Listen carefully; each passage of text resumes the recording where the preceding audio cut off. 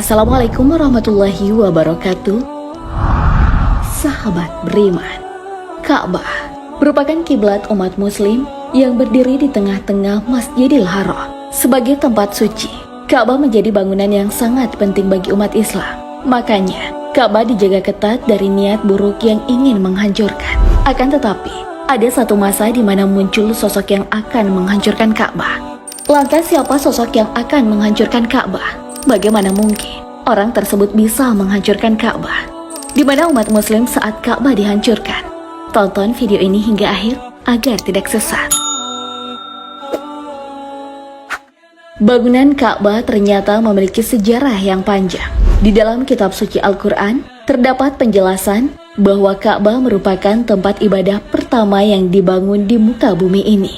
Allah Subhanahu wa Ta'ala berfirman, "Sesungguhnya rumah ibadah pertama yang dibangun untuk manusia ialah Baitullah yang yang diberkahi dan menjadi petunjuk bagi seluruh alam." Al-Quran, Surah Al-Imran ayat 96. Penamaan Ka'bah diambil dari bangunan yang berbentuk persegi. Pada masa itu, bangsa Arab menyebut setiap rumah yang berbentuk persegi dengan Ka'bah. Ka'bah sebagai bangunan yang diberkahi ini dibangun oleh Nabi Ibrahim alaihissalam sesuai perintah dari Allah Subhanahu wa Ta'ala. Nabi Ismail alaihissalam yang merupakan anak kandung dari Nabi Ibrahim pun turut serta membangun Ka'bah. Sejarah pembangunan Ka'bah tertulis di dalam Al-Quran. Allah Subhanahu wa Ta'ala berfirman, "Dan ingatlah ketika Ibrahim meninggikan pondasi Baitullah bersama Ismail, seraya berdoa, 'Ya Tuhan kami, terimalah amal dari kami. Sungguh Engkaulah yang maha mendengar, maha mengetahui." Al-Quran, Surah Al-Baqarah ayat 127. Setelah dibangun, Allah Subhanahu wa Ta'ala berfirman bahwa Ka'bah merupakan tempat suci bagi umat Islam. Allah Subhanahu wa Ta'ala juga memerintahkan kepada umat Islam bahwa Ka'bah merupakan tempat sholat, tawaf, dan itikaf. "Dan ingatlah ketika kami menjadikan rumah tempat berkumpul dan tempat yang aman bagi manusia, dan jadikanlah makam Ibrahim itu tempat sholat, dan telah kami perintahkan kepada Ibrahim dan Ismail, bersihkanlah rumahku untuk orang-orang yang tawaf, orang yang iktikaf, orang yang rukuk, dan orang yang sujud." Al-Quran, Surah Al-Baqarah ayat 125. Bangunan Ka'bah awalnya tidak memiliki atap. Tingginya 7 hasta, panjang 30 hasta, serta lebar mencapai 22. Ka'bah sebenarnya mengalami beberapa kali pembangunan. Bangunan pertama oleh Nabi Ibrahim dan anaknya Nabi Ismail. Kemudian, pembangunan juga pernah dilakukan oleh kaum Quraisy sebelum Islam, dan Nabi Muhammad SAW ikut serta dalam pembangunan Ka'bah. Akan tetapi, pembangunan Ka'bah oleh kaum Quraisy tidak sempurna. Kaum Quraisy terkendala masalah dana dalam prosesnya membangun Ka'bah. Pembangunan Ka'bah kemudian disempurnakan di zaman Nabi Muhammad SAW. Ini sebagaimana yang dijelaskan dalam sebuah hadis. Rasulullah SAW bersabda, "Kalau bukan karena kaummu, wahai Aisyah, baru saja meninggalkan kekufuran, niscaya aku akan meruntuhkan Ka'bah. Lalu aku akan membangunnya kembali di atas fondasi Ibrahim alaihissalam. Karena sesungguhnya kaum Quraisy kurang sempurna membangun Ka'bahnya." Hadis riwayat Bukhari dan Muslim. Kekurangan biaya menyebabkan kaum Quraisy hanya bisa membangun sebagian Ka'bah, sehingga tidak mencapai tahap yang sempurna, termasuk pembangunan Al-Hijr. Padahal, Al-Hijr yang oleh orang-orang menyebutnya dengan Hijr Ismail adalah termasuk bagian dari Ka'bah. Terdapat sebuah hadis yang diriwayatkan Aisyah radhiyallahu anha. Ia berkata, "Aku bertanya kepada Nabi SAW tentang Al-Jidr atau Al-Hijr. Apakah ia termasuk Ka'bah?" Nabi berkata, "Iya." Aku berkata, "Lantas kenapa mereka tidak memasukkannya menjadi bagian Ka'bah?" Beliau berkata, "Sesungguhnya biaya yang disiapkan kaummu Quraisy untuk membangun Ka'bah tak cukup."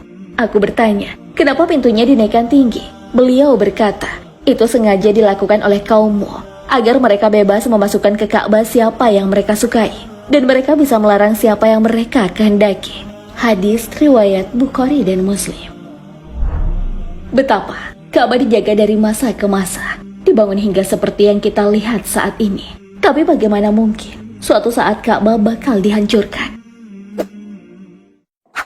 Sulit dipercaya bahwa akan ada sosok yang akan menghancurkan Ka'bah.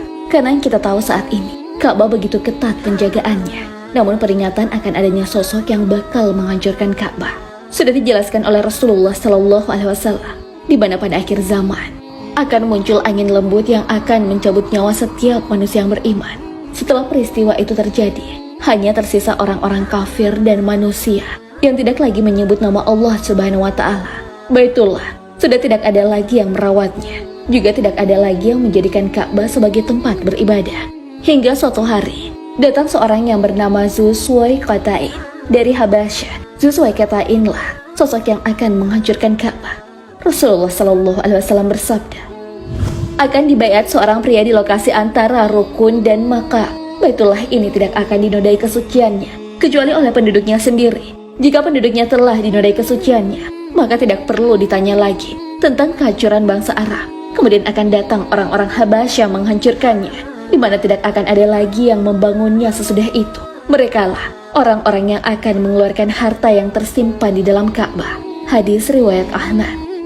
Rasulullah SAW dalam sabdanya juga menjelaskan ciri-ciri Dzu Suwaikatain dan bagaimana ia menghancurkan tempat yang disucikan oleh umat Islam di seluruh dunia itu.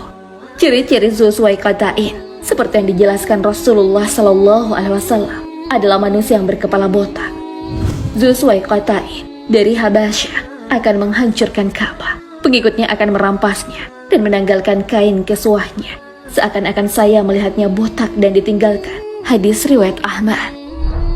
Nama Dzu Suwaikatain sendiri memiliki arti sepemilik dua betis yang kecil. Hal ini diungkapkan Rasulullah SAW dalam sabdanya, orang yang akan menghancurkan Ka'bah nanti, ciri-cirinya memiliki dua betis yang kecil. Hadis riwayat Bukhari. Dalam riwayat lain, Dzu Suwaikatain juga disebutkan memiliki ciri-ciri berkaki bengkok. Dari Abdullah bin Amr bin Ash, ia berkata bahwa Rasulullah SAW bersabda, seolah-olah aku menyaksikan Dzu Suwaikatain sebagai seorang yang botak lagi berkaki bengkok. Selain itu, ia menghantam Ka'bah dengan sekop dan linggisnya. Hadis riwayat Ahmad.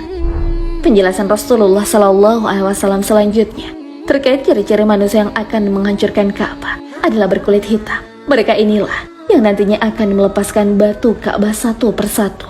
Dari Abdullah bin Abbas, Rasulullah SAW bersabda, seolah-olah aku mengenalnya seperti orang berkulit hitam dan berkaki bengkok yang melepas batu Ka'bah satu persatu. Hadis riwayat Bukhari. Penghancuran Ka'bah nantinya menggunakan peralatan seperti sekop dan linggis. Dengan alat-alat ini, Dzu Suwaikatain menanggalkan kiswah Ka'bah, menurunkan batu-batu Ka'bah, kemudian menghancurkannya. Dari Abdullah bin Amr, saya pernah mendengar Rasulullah SAW bersabda, Ka'bah itu dirusak oleh Dzu Suwaikatain dari Habasyah. Dicopotinya perhiasan Ka'bah dan dilepas kiswahnya. Seolah-olah aku menyaksikan Dzu Suwaikatain itu, orang berbadan kecil yang botak, agak bengkok pergelangan kakinya. Ia menghantam Ka'bah dengan sekop dan linggisnya. Hadis riwayat Imam Ahmad. Tokoh Muslim bernama Al-Halimi menceritakan bahwa sejak zaman Nabi Isa alaihissalam, Dzu Suwaikatain sudah berencana menghancurkan Ka'bah, di mana pada zaman Nabi Isa alaihissalam ada seseorang yang melaporkan kepadanya tentang orang Habasyah berbetis kecil sedang menuju Ka'bah untuk menghancurkannya. Namun Nabi Isa alaihissalam kemudian memerintahkan 7-8 orang untuk mencegah orang Habasyah berbetis kecil itu menghancurkan Ka'bah. Sahabat beriman, ternyata kebencian bangsa Habasyah terhadap kaum muslim sudah terjadi sejak sebelum zaman Rasulullah SAW. Namun baru bisa melanjutkan misi menghancurkan Ka'bah pada akhir zaman, masa ketika orang-orang beriman sudah diwafatkan. Wallahu a'lam bishawab. Wassalamualaikum warahmatullahi wabarakatuh.